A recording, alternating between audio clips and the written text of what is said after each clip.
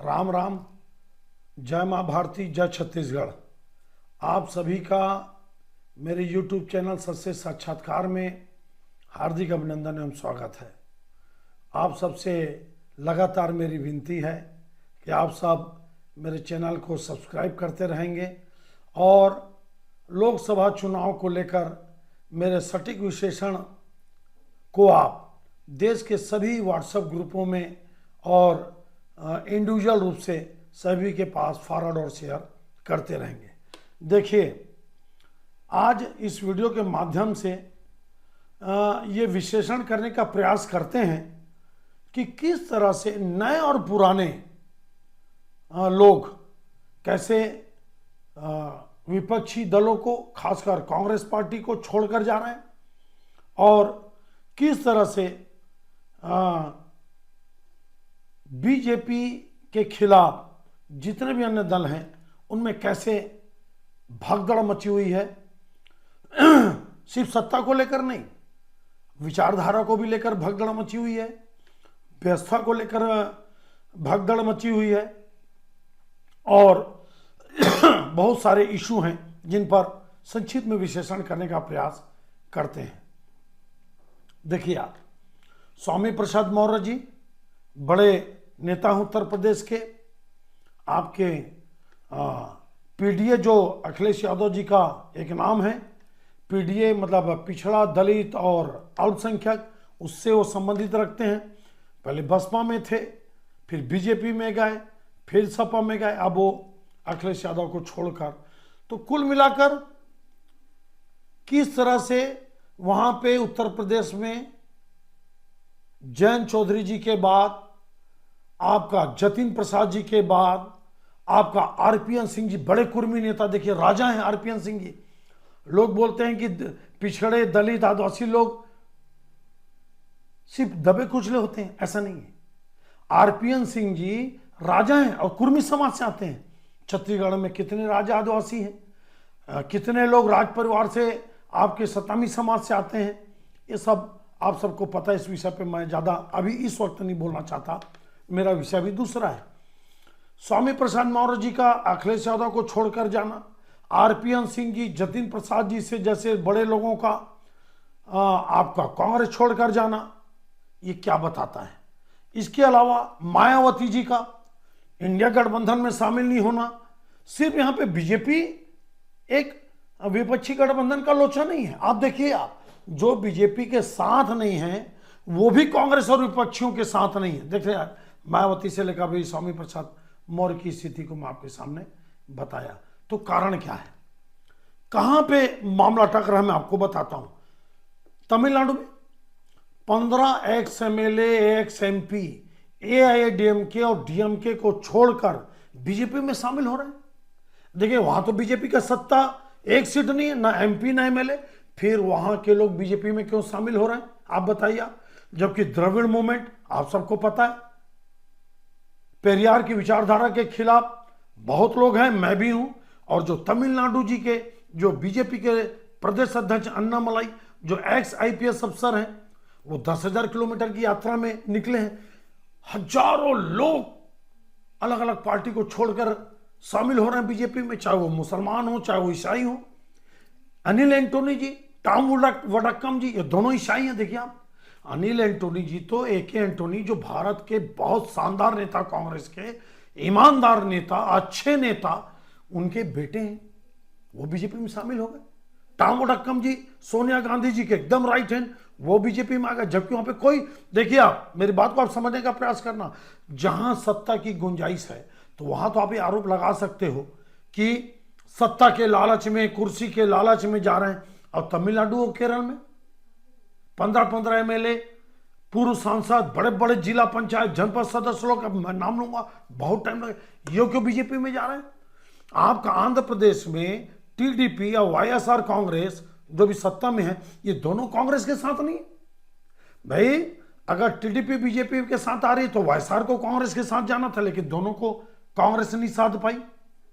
आपका तेलंगाना में देखिए, आप तेलंगाना में शुद्ध रूप से चंद्रशेखर राव जी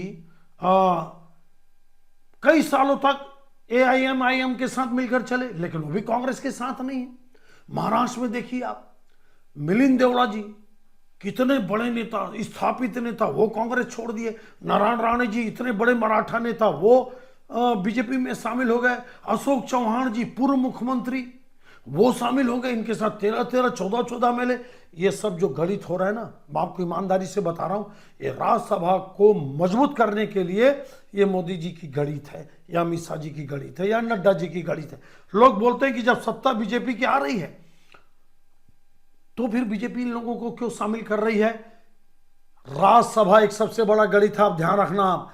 राज्यों में जब तक कांग्रेस और विपक्षी कमजोर नहीं होंगे तब तक राज्यसभा में बीजेपी का बहुमत नहीं आएगा, और जब तक राज्यसभा में बीजेपी का बहुमत नहीं आएगा तब तक जो बड़े बड़े बिल हैं, जो आज के बिल हैं या भविष्य के जो बिल हैं, चाहे वो NRC हो, CA तो पास हो गया, बड़े बड़े बिल हैं, आपका UCC हो, ना जाने कितने सारे लोगों के दिमाग में सब बिल आने हैं, तो बिना राज्यसभा के बहुमत। हालांकि नवीन पटनायक जी और पूर्व में चंद्रशेखर राव जी और आपका TDP के लोग, ये सब मोदी जी को देश में राज्यसभा मदद करते हैं, वो एक अलग विषय।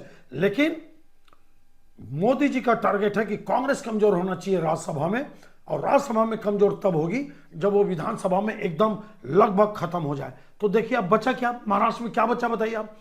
NCP टूट गई, शिवसेना टूट गई, कांग्रेस लगभग टूट रही है। अशोक चौहान, मिलिंद देवड़ा, ना जाने कितने लोग, नारायण राणे भी कांग्रेस में ही थे, छोड़ दिए।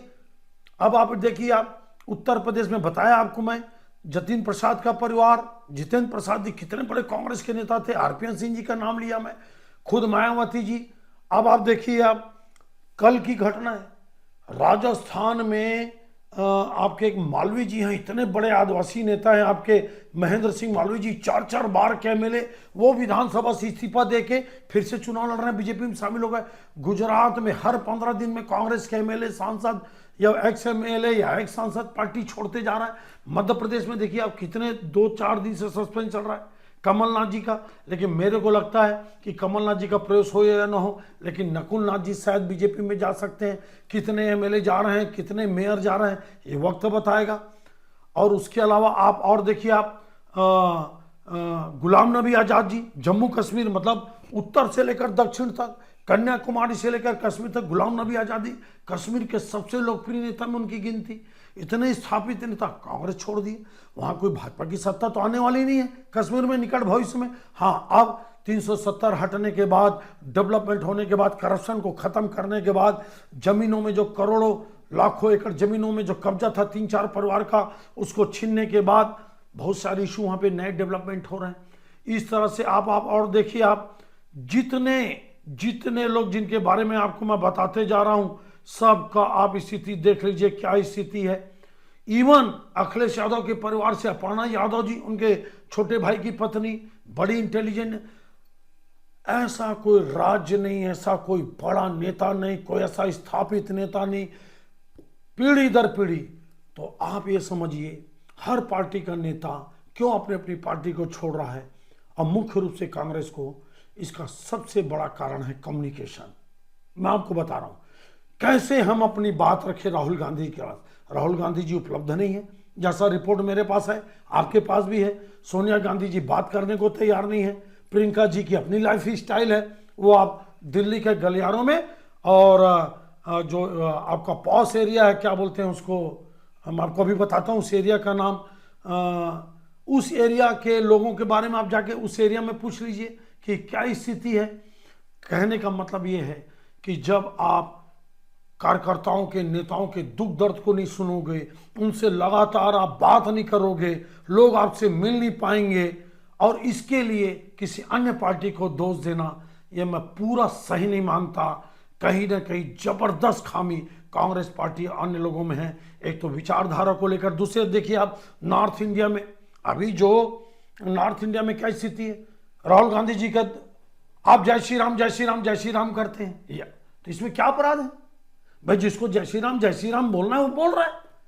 आपको लगता है कि जय श्री राम के बदले आपके लिए कुछ है, अगर आपके पास कोई भगवान या देवी देवता या पोप जॉन पॉल या ईसा मसीह, तो वो रास्ता आप दिखाओ। आप राम भगवान को तो जय श्री राम तो मैं भी बोलता हूँ 24 घंटा, क्यों नहीं बोलूंगा? उससे मेरे को मानसिक शांति मिलती है, उससे मेरे को ऐसा लगता है कि मेरे जीवन में एक अंदर से शांति और सुख का अनुभव होता है। ये मेरे ऊपर छोड़िए आप। अगर कोई दिन में 1000 बार एक एक शब्द के पीछे अल्हम्दुलिल्लाह या अल्लाहू अकबर या क्रिसमस क्रिसमस या क्रॉस क्रॉस, जिसकी जैसी मर्जी, ये देश लोकतंत्र है। लेकिन आप बोलते हो जय श्री राम जय श्री राम।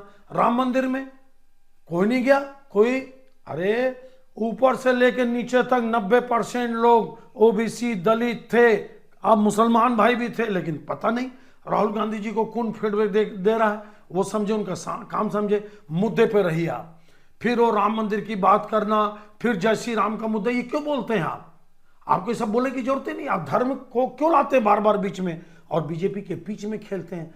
आप अपने कार्यकर्ताओं के लिए उपलब्ध नहीं है, नेता आपसे बात नहीं कर पा रहे हैं। 3-3 4-4 साल लोग लाइन लगा खड़े रहते हैं, आवेदन देते हैं कि हमको राहुल जी से बात करना है, आप बात नहीं करते। ये सब कारण है पूरी तरह से भारत में। और मेरे जानकारी में जितना मैं 1990 से 87, 88, 90 के बाद से आज तक की जो राजनीति को लगभग डायरेक्ट देख रहा हूं, ये पहला ऐसा चुनाव है जिसमें क्लियर कट, पूरे मेरे को तो पूरा क्लियर कट लगता है कि भारतीय जनता पार्टी की सरकार एक तरफा बनने वाली। कितनी सीट आएगी मैं बताऊंगा, लेकिन आप मान के चलिए ये पहला ऐसा चुनाव है जहां पे स्पष्ट दिखाई देता है कि मोदी जी को रोकना अब किसी के बस की बात नहीं है। लेकिन किस स्टेट में क्या होगा ये मैं आपको जरूर बताऊंगा। ये भगदड़ की स्थिति बन चुकी है। अभी और देखिए आप कितने लोग त्राहिमाम करके पार्टी को छोड़ने वाले हैं। और इसका सबसे बड़ा कारण राहुल गांधी जी और उनके लोग हैं। मुख्य रूप से राहुल गांधी जी, वो लोगों को थाम नहीं पा रहे हैं, बात नहीं कर पा रहे हैं, उनको समय नहीं दे पा रहे हैं, स्ट्रेटजी नहीं बना पा रहे हैं, प्लानिंग नहीं कर पा रहे हैं, मैनेजमेंट नहीं कर पा रहे हैं। ये स्थिति आज पार्टी को लगभग त्राहिमाम की स्थिति में ले आई है। ये विशेषण, ये आकलन आपको कैसा लगा ये आप जरूर बताइए। अन्नामलई जो तमिलनाडु में 10,000 किलोमीटर की यात्रा में निकले हैं, आप उसका अध्ययन करते रहिए। मैं उनके पर एक वीडियो बनाऊंगा, जरूर बनाऊंगा। लेकिन तब तक आप मेरे चैनल को आशीर्वाद, सहयोग, समर्थन देते रहिए। जय मां भारती, जय छत्तीसगढ़, जय हिंद।